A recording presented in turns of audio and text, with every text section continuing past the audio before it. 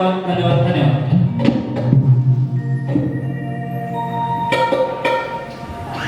रसिका हो, शक्तिवाल्या शाहिराने सुंदर अशी गवळण गायलेली आहे. त्या गवळणीची काठ मी देणारच आहे. त्यांनी त्या गवळणी बरोबरच कृष्ण म्हणजे तुरेवाले आम्ही तुरा लावतो, त्यावर ते मोराचा पंख, एक मोराचा पिसारा का लावतो, या सर्व प्रश्नांची उत्तरं मागितलेली आहेत. ती मी तुम्हाला देणारच आहे. नीट लक्ष देऊन ऐका. माझ्या समोरच बसले, नीट लक्ष देऊन ऐका. गवळणीची काठ देते.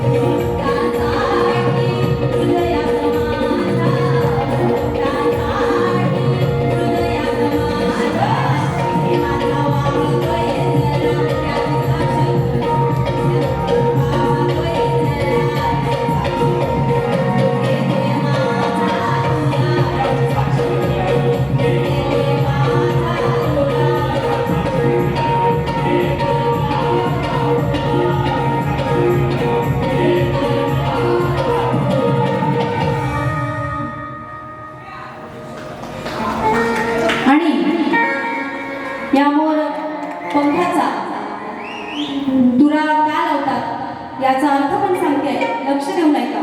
वृंदावनात मोर नाचत असताना त्या मोरांचा एक मुख्य मोर असतो.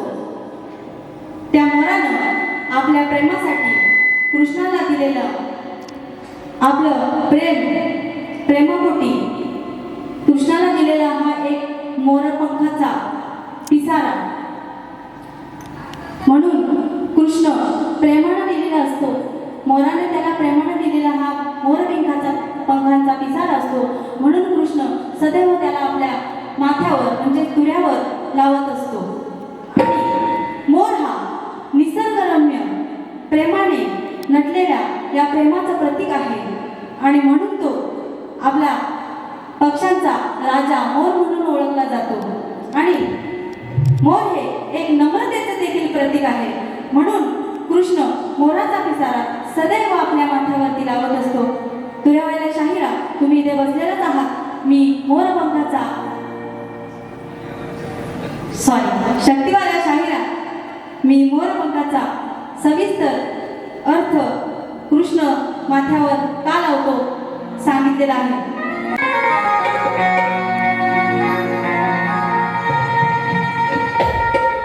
मागे मागे कानाच्या राधे फिरतेस कशाला,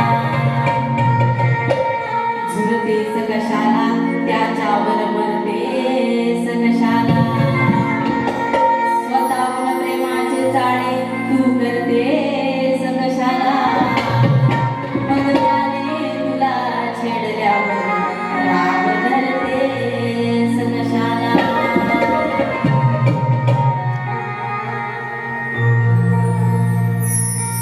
नवरा सून जीव हा गुंतलाय कान्हात, नवरा सून जीव हा गुंतलाय कानात, राधा चुप कानाला भेटते वृंदावनात, राधा चुप कानाला भेटते वृंदावनात.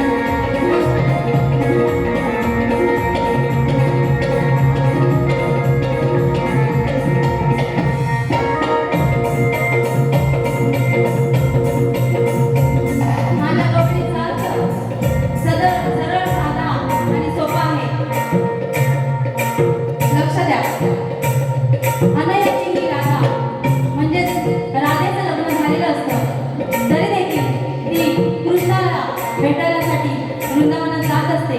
कृष्णाची आठवण आली की उठली सुटली.